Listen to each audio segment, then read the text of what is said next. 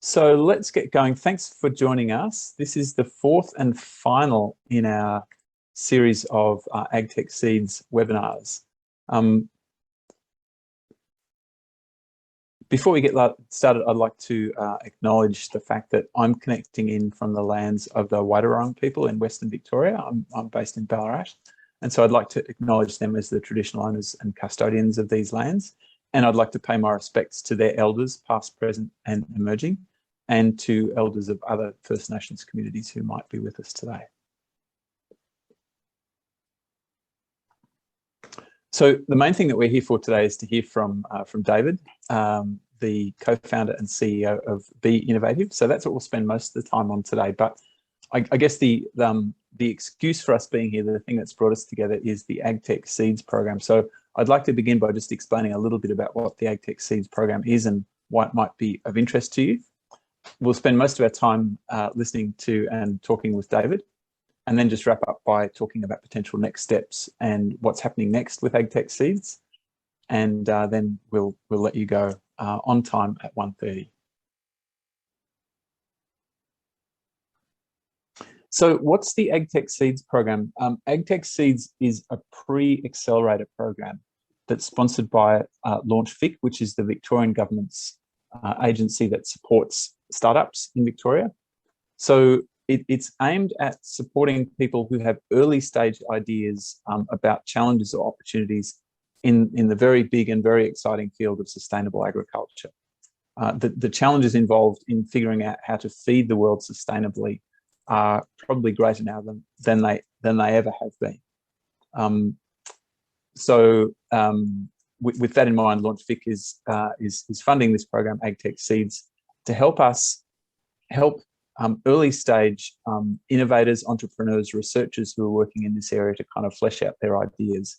And the thing that's really unique about this program, about AgTech Seeds, is that what we're aiming to do is bring together the combined firepower, if you'd like, of aspiring entrepreneurs, people who have ideas or who've identified challenges or opportunities in sustainable agriculture, and researchers at Victorian universities and research organisations who are working on projects or capabilities that might be applied to sustainable agriculture.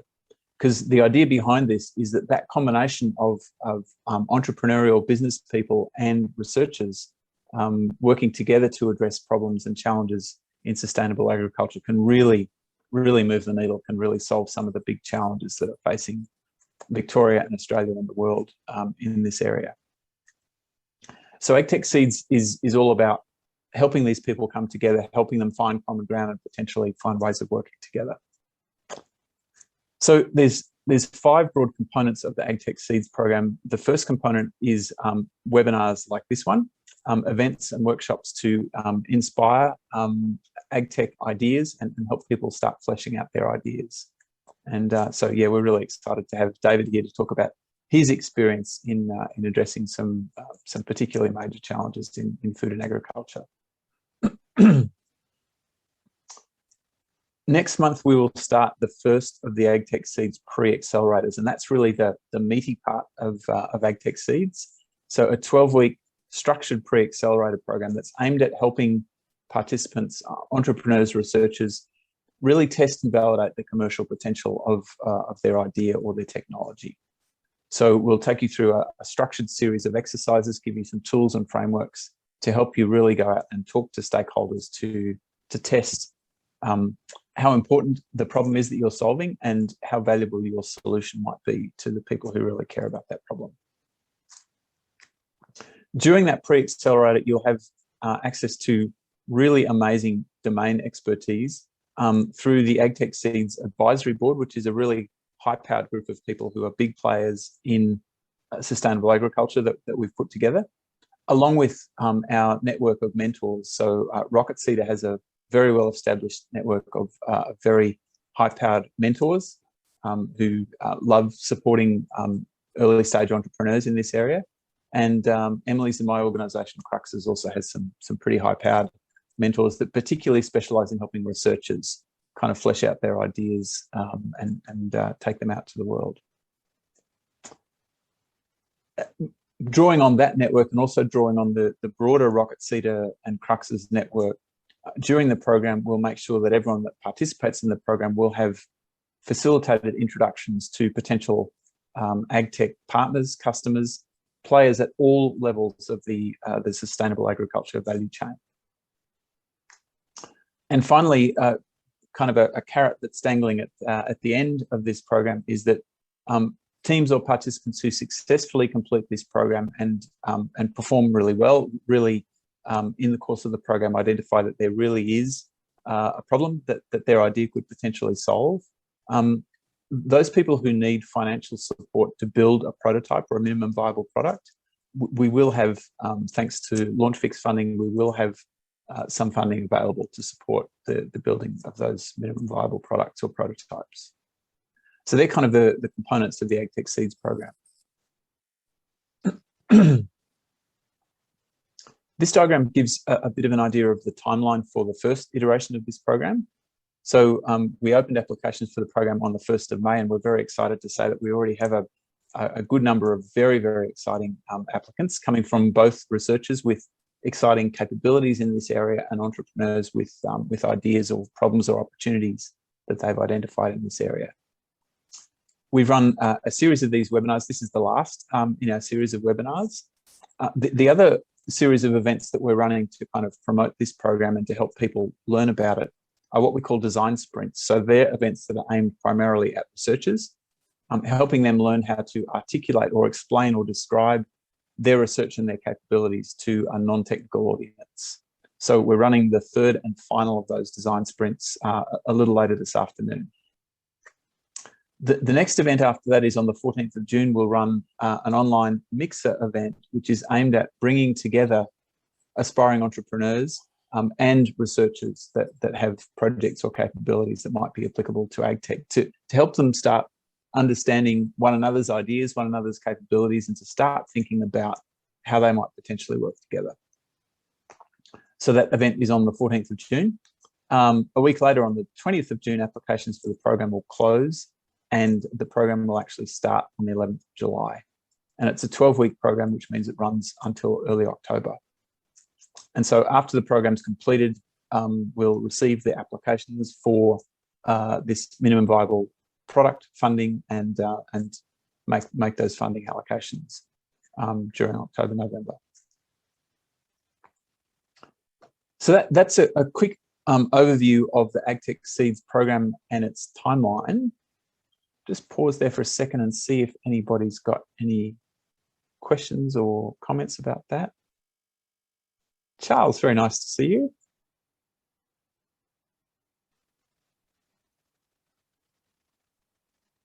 I can't actually see you, but I can see that you're there. If you're in the middle of something else, completely understood, but very, very pleased that you're here, and great to see you as well, Tam. So if no one's got any questions about the AgTech Seed program, let's get on to what we were really here for. Actually, Maisie's just asking a question. If we miss one of the webinar series, can we get a link to view it? Yes, indeed. We've recorded all of these webinars and we'll post the video links on the Rocket Seeder social media account, and I think also on the website. So yeah, check out Rocket Seeder on LinkedIn and you'll see the three of the webinars that we've already had. The videos are posted up there. And today's one, the one that we're recording right now, we'll be posting later today.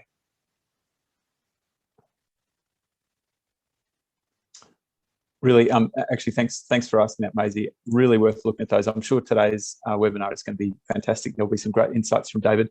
Certainly, the previous three webinars, there've been some absolute gems of insights from some of our other presenters, the things that they've learned in building their sustainable agriculture startups. So let's get to what we're actually here for. Very excited to introduce our friend David Lyall from Bee Innovative. Let me just tell you a little bit about David, and then he will help tell you a whole lot more. So David is the co-founder and CEO of a company called Bee Innovative, as in BEE Innovative. And Bee Innovative, as you might know, is an AgTech company based in Newcastle in New South Wales that increases the yield and quality of crops that are pollinated by bees. And those of us coming into agriculture for the first time will be amazed to know what proportion of crops are actually pollinated by bees. So bees are very, very important, as David will explain. So the way that Bee Innovative does this is through identification, tracking, and reporting of bee pollination in near real time. So David himself has an extensive background in farming and in beekeeping. And Kate Lyall, the CTO of Bee Innovative and its other co-founder, along with David, is a nuclear medicine and molecular imaging scientist. And David and Kate co-founded Bee Innovative 6 years ago. David, we would love to hear from you now.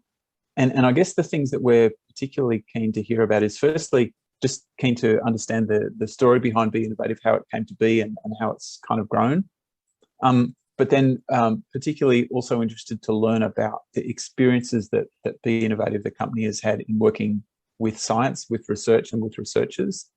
What parts of that have been really important for and positive for the growth of the company, and maybe what parts of it have been challenging or difficult? Yeah, certainly. And thank you very much for the opportunity to join everyone this afternoon. Look, I guess our journey for Bee Innovative literally started over a cup of tea. So my family have had bees for generations. So I'm the third generation of my family that have bees. And you may be aware, or you may not be, but there's a particular parasitic mite that's slowly spreading around the world that's causing horrendous damage to beekeeping industry and the ability to effectively produce food right around the world. And Australia is literally the last major country in the world that doesn't have this parasitic mite, and that's called Varroa destructor. So in the US and again in New Zealand, when that mite's become established in the environment there, both industries seen about 50% of beekeepers leave the industry simply because it's too difficult for organisations to adapt to the new requirements of living and dealing with that pest on a daily basis. To give you an idea of how bad that is, we were working with a beekeeper in the US who ran 30,000 hives, which is a large operation. And they had problems with their Varroa mite treatments one year, and they lost 27,000 out of their 30,000 hives. So if you translate that to any other livestock industry, whether it be sheep or cattle or poultry, to lose that proportion of your livestock and then try and recover to be functional by the next year, there's a huge impost on business. What's really interesting, though, is pollinated agriculture, as Jonathan sort of referred to a minute ago. There's nearly 100 different food and fibre crops around the world that are completely dependent on pollination to produce a crop, or dependent on pollination to produce a crop of commercial scale. So there are some crops that wind pollinate, but wind and bees allows a greater yield and allows that crop to be at a commercial level.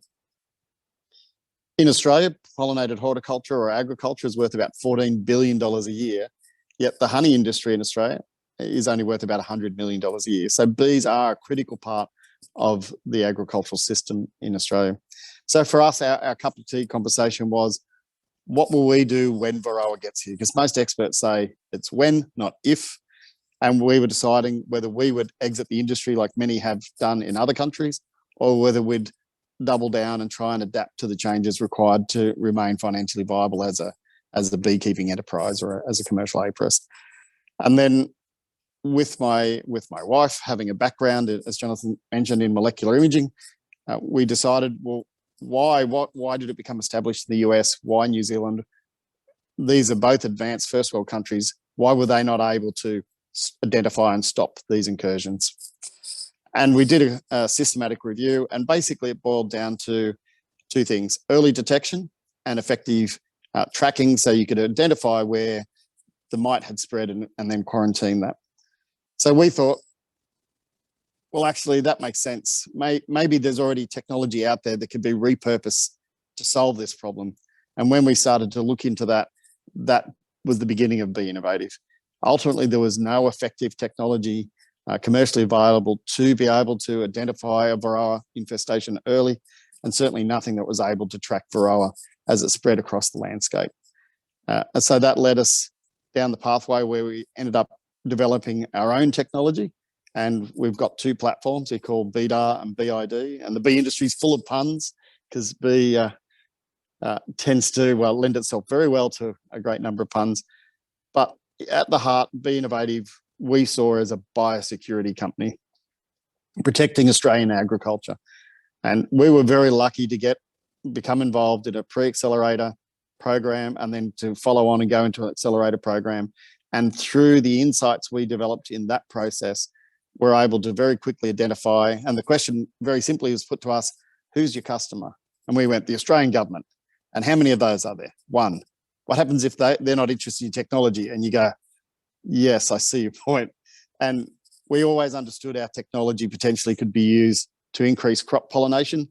So we had a pivot at that point where we made crop pollination and enhanced agricultural production our primary focus. And we're still diverting funds and effort into working in biosecurity because that's where the passion is. But the fantastic part is with our technology, we're able to help farms and farming communities become more economically and financially sustainable. And the great thing is, like, we've done work in the US and we've seen 30% increase in crop production, which is massive, millions of dollars increase in production. And there's no more land required, no more fertilizer, no more water. All we're simply helping those organizations or those farms do is to better manage a natural process. So.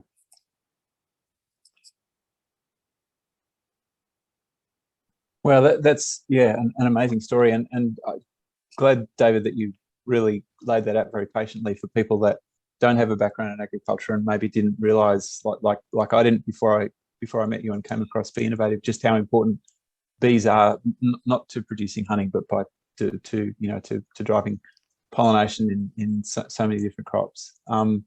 So just a little bit more kind of factual sort of background information before we start getting into the lessons learned and I guess the really valuable part of this. Is it the case that there's no treatment for it, that all you can do is kind of quarantine and manage and contain it? Is that correct? There are certain management practices and there are miticides. So there are chemical treatments you can use to help control the mite, but control means to suppress, not to remove from the hives.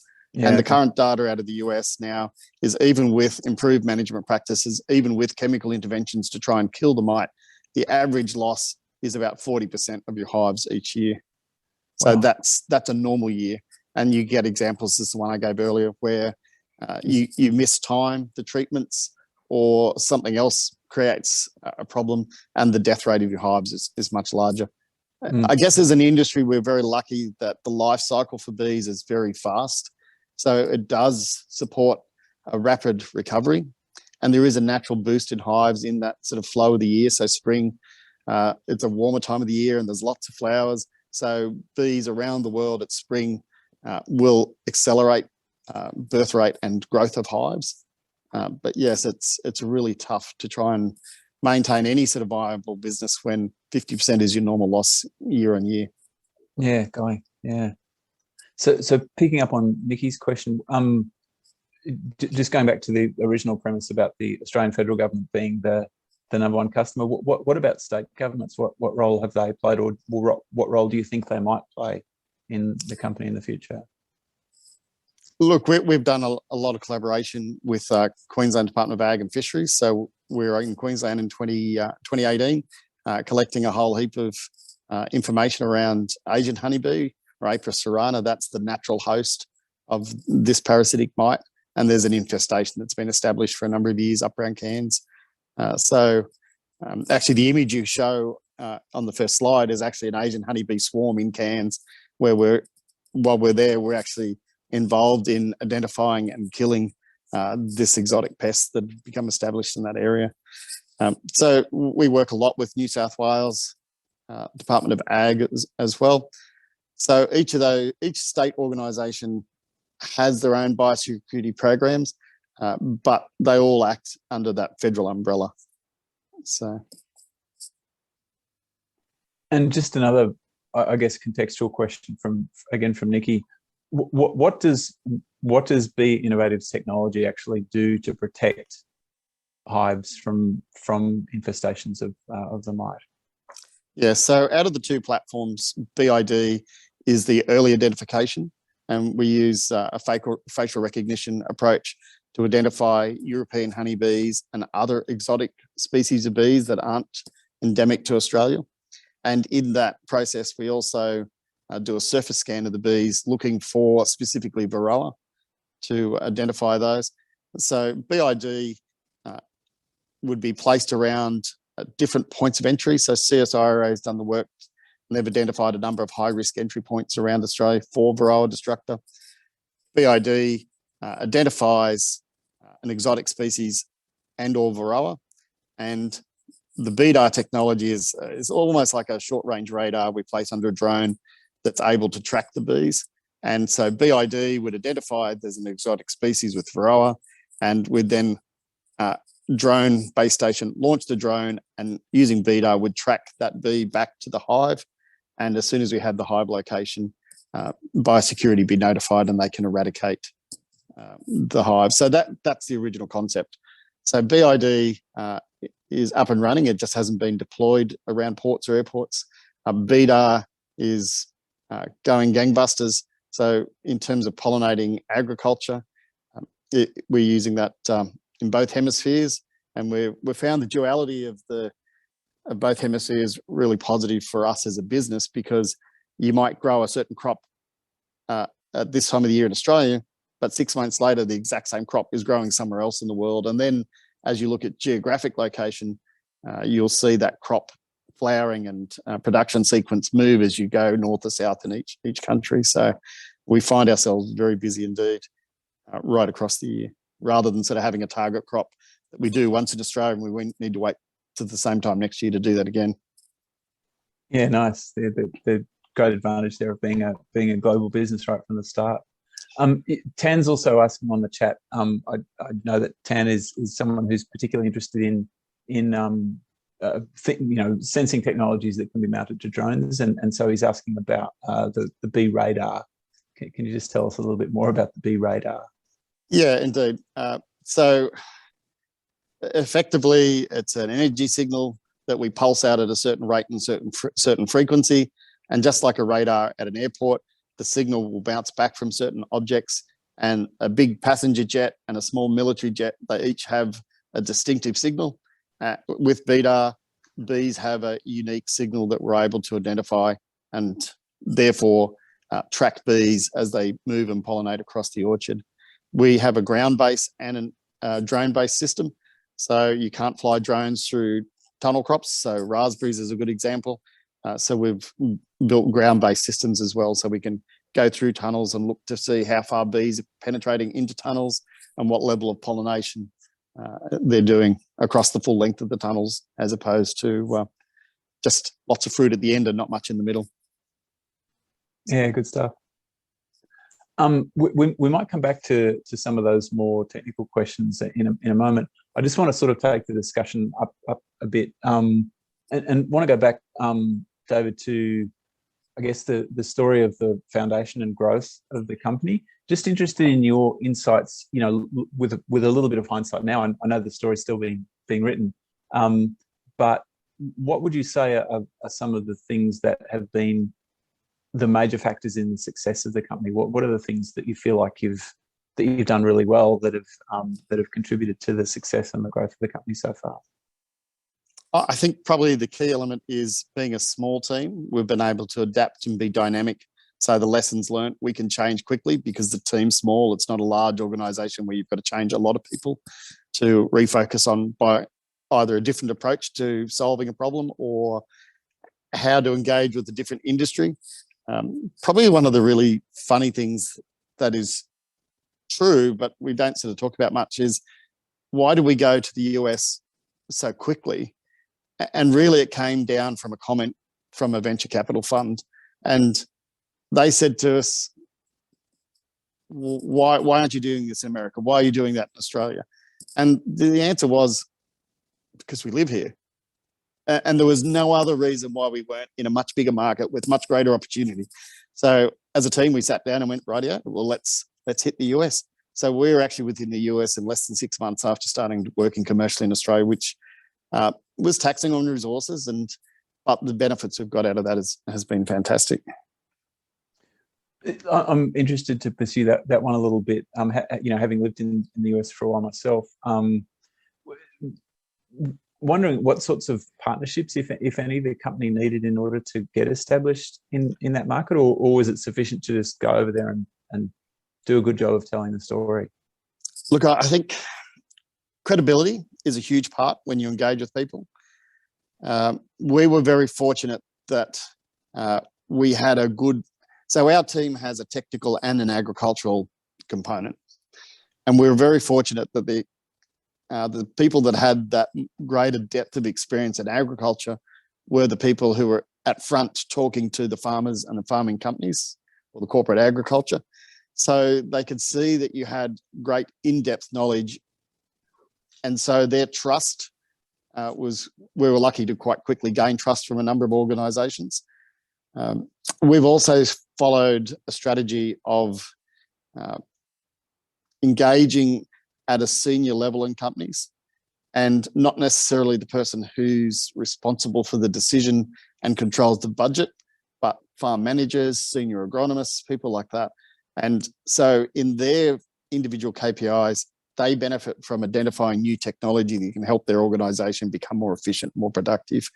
And together, you then effectively have an internal mentor to help carry your proposal to the decision makers that have controls of budget.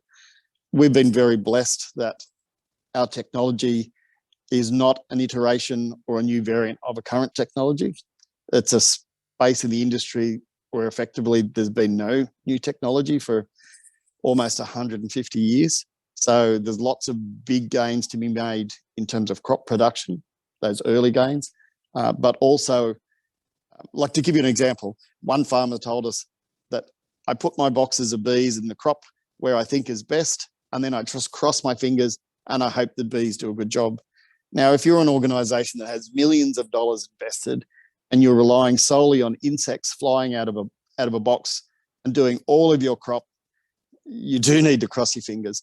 But to be fair, they haven't had the technology to be able to measure what the bees are doing and where they're doing it, where there's high levels of pollination, where there's sections of the crop that effectively are being missed. So farmers, what they do at the end of that pollination period, the bees have gone, the flowers are finished, they then walk the orchard or the crop, and they'd look at fruit set or seed set, and they go, great, we've had a good year, or no, we've had a bad year. And if they've had a bad year, they don't know why, and they can't do anything about it to next year anyway. So what we're able to do is, as you mentioned earlier, is track bee pollination or map bee pollination in near real time. So if there is a problem, we can identify that while the bees are still in crop, while the crop's still flowering, and the growers can then do something about it right there and then. So we're lucky that we've got this unaddressed market problem that we've been able to bring a big solution to.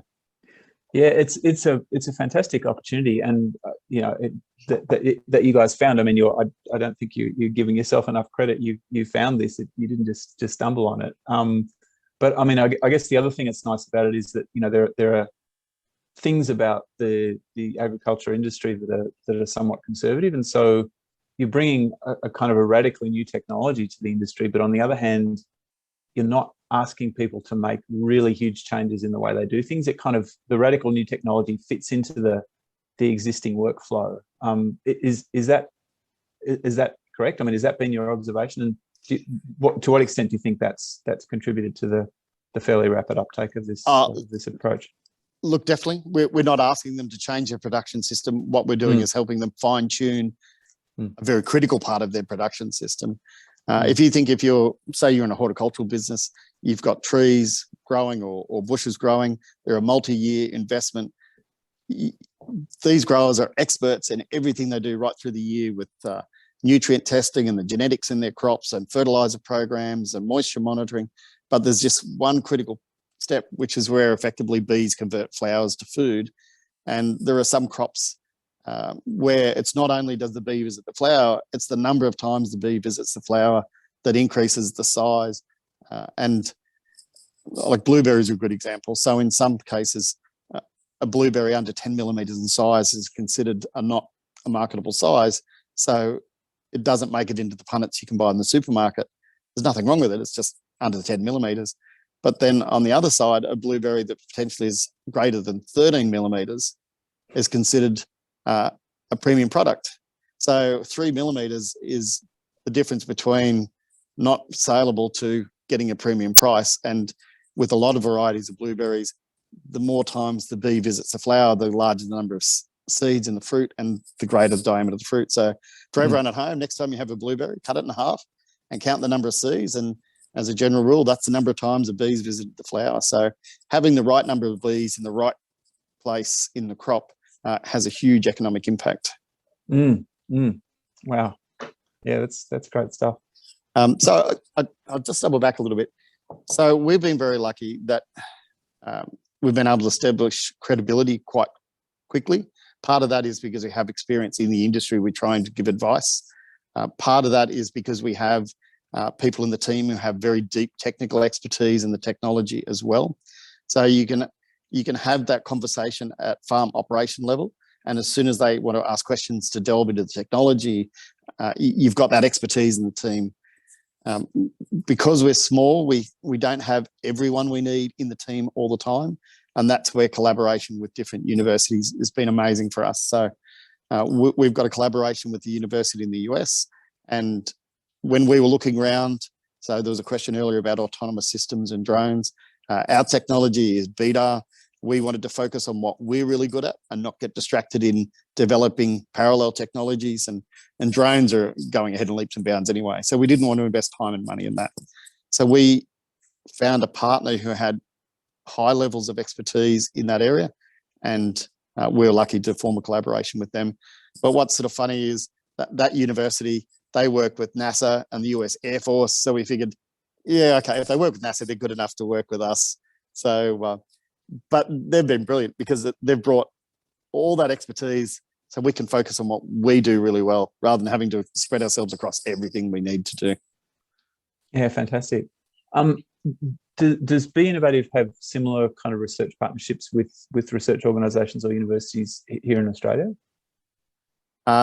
We have not as formalised as we do with that US institution, but we certainly do touch into Australian institutions, but more rather than a formal college or faculty level, more at individual researcher level. Yeah, okay. So tell us about how those interactions have come about. Just individual researchers that you or other team members have met? Is that the way it works? Or are they new relationships that have been developed during the life of the company? Those relationships sort of cut both ways. Sometimes it's the researcher reaching out and we're helping them with work they're doing. So they're doing research in a particular crop, and the traditional way for researchers to measure bee pollination activity is to get a great big square frame, and it's about 1 metre square, and go to defined points in the crop and 3 or 4 times a day hold it up and with a clicker count how many bees they see fly in the frame. And as opposed to where we're able to track thousands of bees simultaneously across a crop, whether it's 2 acres or 2,000 acres. So we get involved in projects helping researchers with what they're doing, or equally we need help with things that we're doing. So we'll look around and find a researcher that has the expertise relevant. So a good example, we talked about 100 different crops worldwide. The biology and physiology for different crops varies, and there's different varieties of the same type of crop. And it's tough to be an expert on every crop and every variant. So we definitely work with researchers in that space as well. What are some of the things that have been challenging about a small, agile, fast-moving company working with large, established institutions like universities or other research organisations? Look, I think it's probably, if you think of 2 cogs working together, you've got a small cog and a big cog. They both work at different speeds. You both end up at the same point after enough rotations, but organisational speed. So where we were saying earlier that our strength is we're fast and we're dynamic and we can adjust to change. Institutions, we've found from our experience, universities are very keen to engage and work with ourselves or others like us. But there are internal processes that perhaps don't work as quickly as we do, and understanding that there is that difference makes all the difference. Yeah, good stuff. Yeah, and understanding how the other party works. Yeah, definitely. Picking up on Nikki's question, and I guess you've probably already covered this. The company must be picking up a lot of behavioural data about bees that could potentially be useful for research purposes. It sounds like there's some of those collaborations that are already going on. Is that right? Yeah, definitely. So we've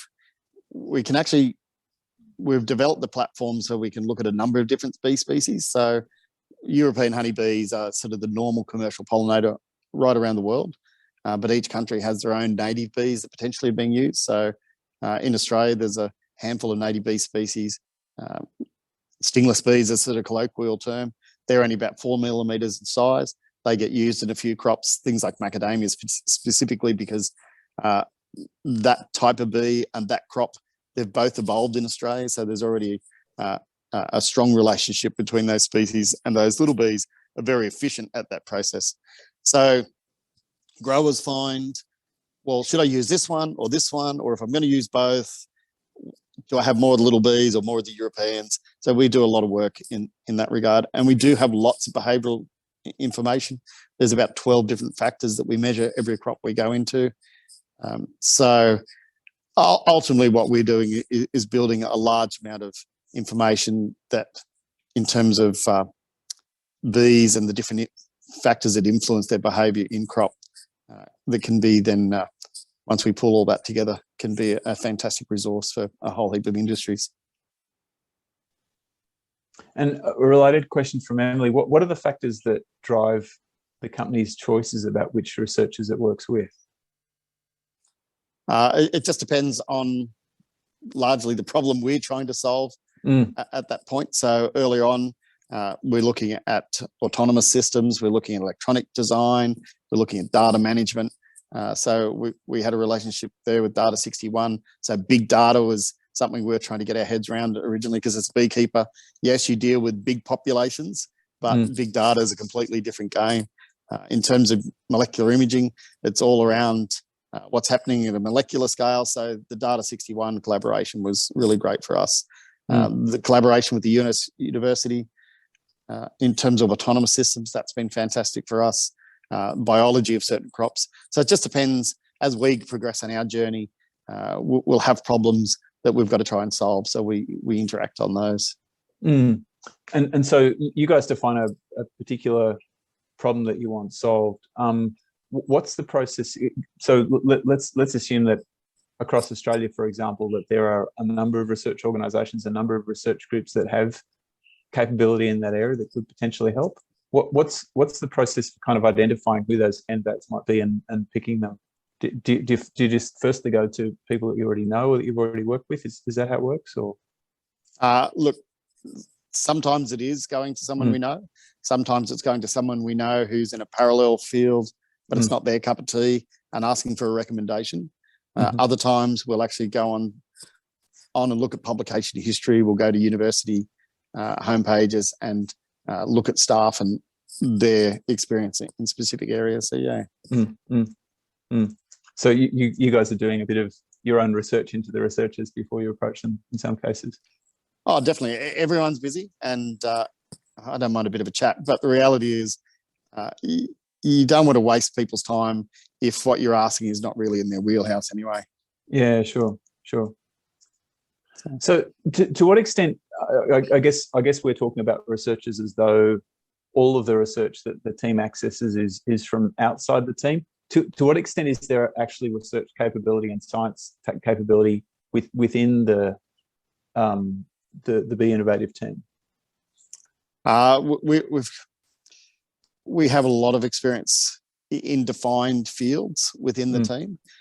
So the actual BDAR sensor, that's all been developed in-house. That's not been developed in collaboration. And so that was a number of years' work developing that new type of sensor. And there were some joyous moments, and there were some tears as well, when everything should work but something doesn't, and you've got to actually sort of then try and work out what failed. We had a really good example of that, where we built our first full-scale operational unit, and we do, to protect the technology, we do component manufacture and then assemble ourselves, so no one has the sort of the full story. And one of the key components had come back, and its metallurgical properties were exactly what we'd wanted, and it cost a fortune to manufacture, but it didn't work at all. Oh. And it took us a few days to work it out, but the company that had manufactured for us had done a chemical cleaning process outside the scope of works, and effectively they'd substituted how they were cleaning versus how we'd asked, and that had changed the surface properties of the material, and therefore it didn't work as advertised. So it is a roller coaster, and it's been an interesting journey to do technological development, market engagement, to then effectively have a product in the market and do a sales process. So it's been, over the time, a really busy period, but we're at a stage where we look back and go, wow, what a ride, what's next? So having that energy and enthusiasm, I think, is a really key component. That intrinsic drive is for the survival of an early stage company like ours. And actually that triggers going back to a question that Emily asked a little while ago. I guess the original passion of the team's founders was to do with biosecurity, if I understood correctly, and so that was aimed pretty squarely at the Australian federal government. But there was this pivot pretty early on in the life of the company, when it was realised that there's only one of those customers, whereas if we talk about a slightly different value proposition, there's a much bigger group of customers. What were the series of events? I mean, other than there's just one Australian government, what other insights actually led to that pivot? Look, I guess being a company and funding our own research and development and our own commercialization, we needed to move to an approach that had an income stream early. And in terms of that biosecurity technology, we've been funding that out of the commercial work we're doing with BDAR, as well as doing further product development with BDAR. So rather than seeking, we've been a little asymmetric, I guess, rather than seeking venture capital to accelerate the journey, we've just gone a little bit slower, and we're funding development out of commercial work. So yeah. So the biosecurity is still the passion, and we're still working on that. So it's actually going really well. But we sort of take the view that the problem we're trying to solve is such a big deal. Ultimately, if we have to fund all the development and the deployment of that technology to protect not just the beekeeping industry, but the pollinated agricultural industry across Australia, that's something we're prepared to do, because it is such a really big problem. And so that's an interesting choice that the company made to kind of grow organically based on revenue rather than taking on a whole lot of investment. What are the factors that led to that decision, and what are some things that might cause that decision to change? Like, under what circumstances would the company actually take on some external investment in order to grow more quickly? Yeah, I think probably market response, like the level of interest from market, has been really strong. The fact that we've got a new market segment rather than, so you might have a really nice software product and it is better than everything else, but once you're in that competitive process where everyone upgrades, and so you have to be fast to be successful. But because we don't have direct competition at this stage, that's allowed us to be a little more organic in our development. I think where we're planning is, once we have further automation in the BDAR technology, so the level of training for the operator is much simpler, we'll look to do a global launch then, where we'll go into Europe and the US and other major markets simultaneously. So, and the thinking is that global launch might require some external investment. Is that? Oh, definitely. At that stage, yeah, definitely it would. Yes. Okay. So the external investment will come in basically when the company's ready to grow. Yes, very much so. Yeah. Are there circumstances under which taking on the investment earlier would enable the company to get to that point more quickly, like to fund the internal technology development as well as eventually funding expansion of the sales side of things?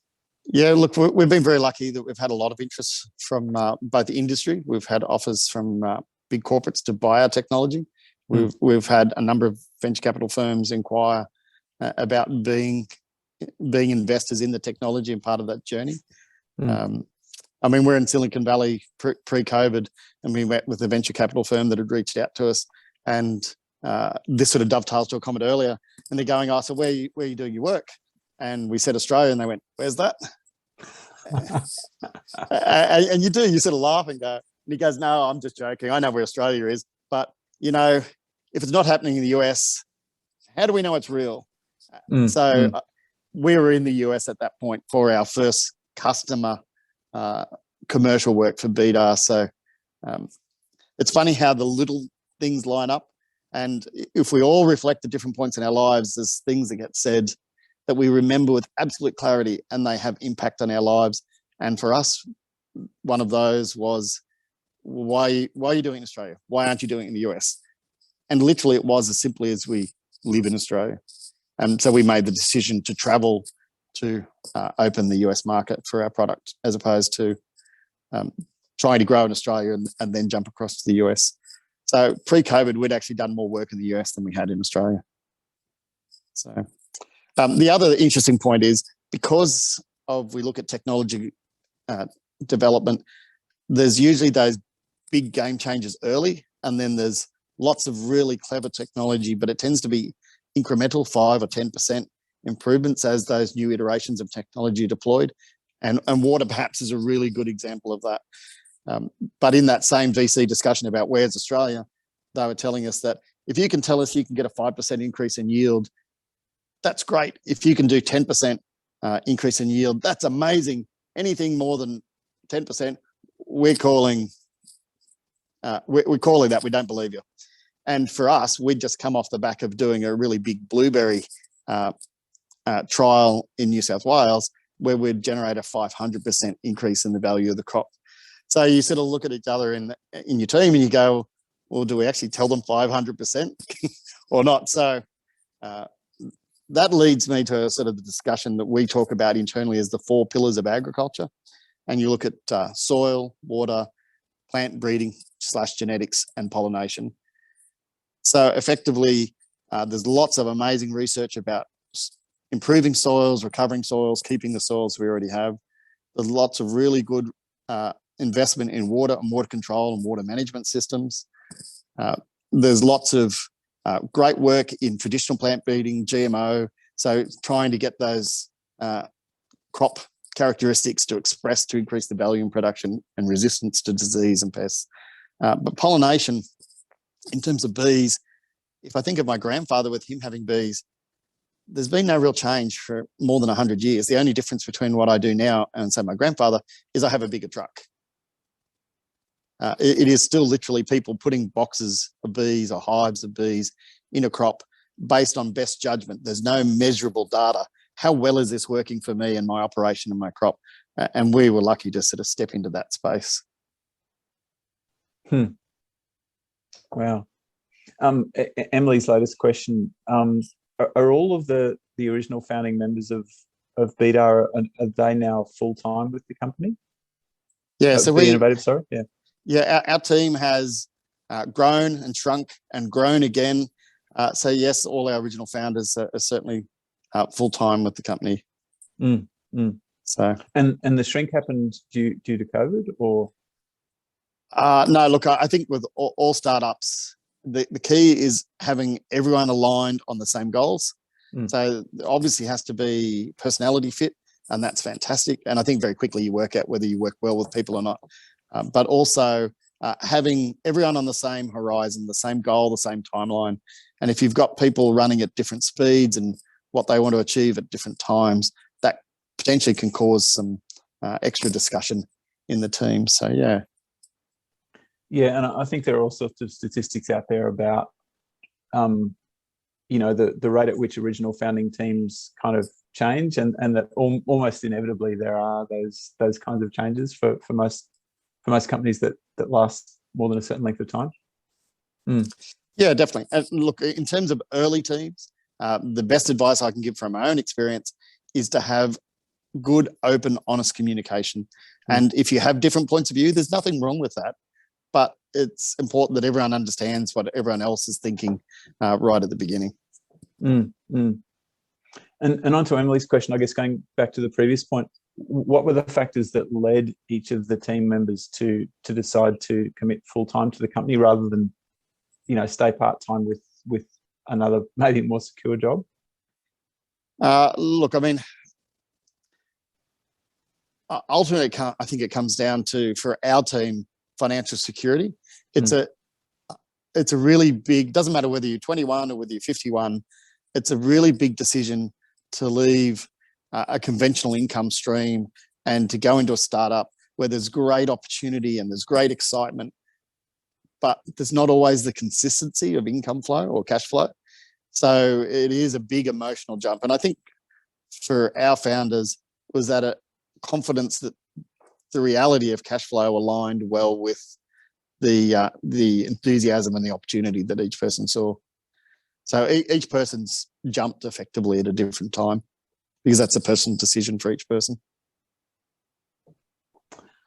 Thanks, David. This is another one of these discussions that we could probably go for the rest of the day if you had the time, but we probably ought to maybe wrap the questions up there. But I think that point there is a really great one to finish on. The fact that all of the founders of Bee Innovative all went through a process to make the decision, when it was the right time for them to leave their their more secure careers in order to jump into this very exciting but very risky thing. And I guess that's part of the reason that pre-accelerator programs like AgTech Seeds actually exist. It's to help founders tease out, explore, validate, test the ideas that they have and help them kind of work through those risks.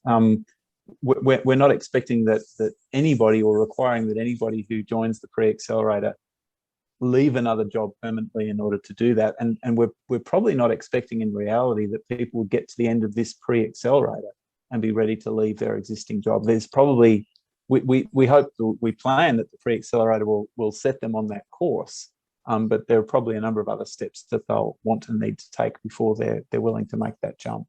So that's, look, I'd like to add to that. So from my experience, whether you have interesting technology, you're looking to operate as a company or a startup, or whether you're a researcher who wants to stay as a researcher, the tools and skills in terms of assessment of the idea and how it fits the market opportunity is critical.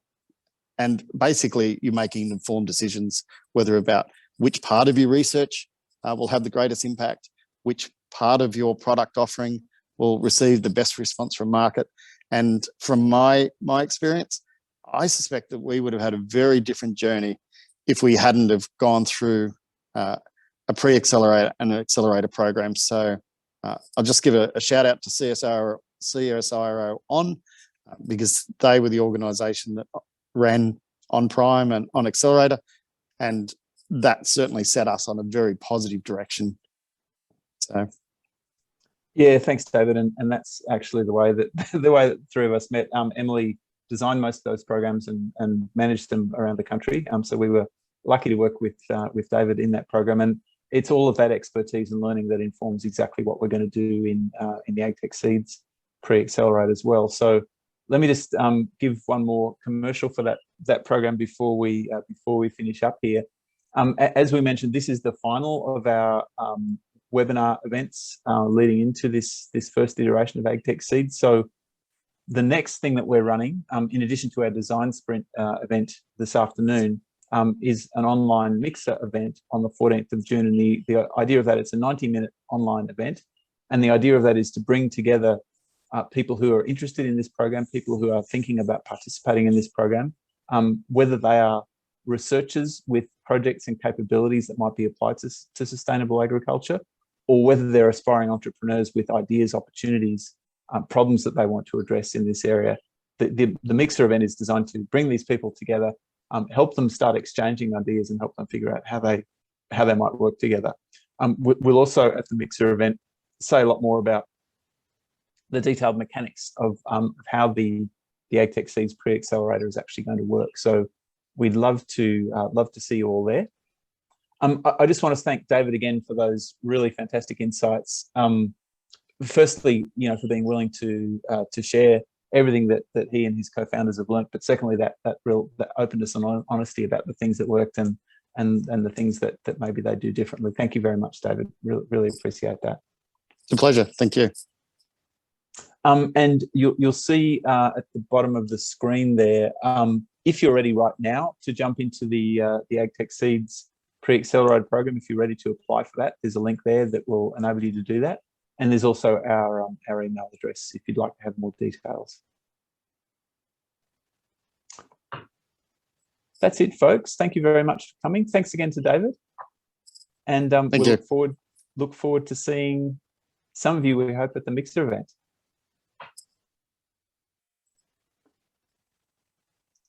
Actually, before you leave, we have one more request for everybody.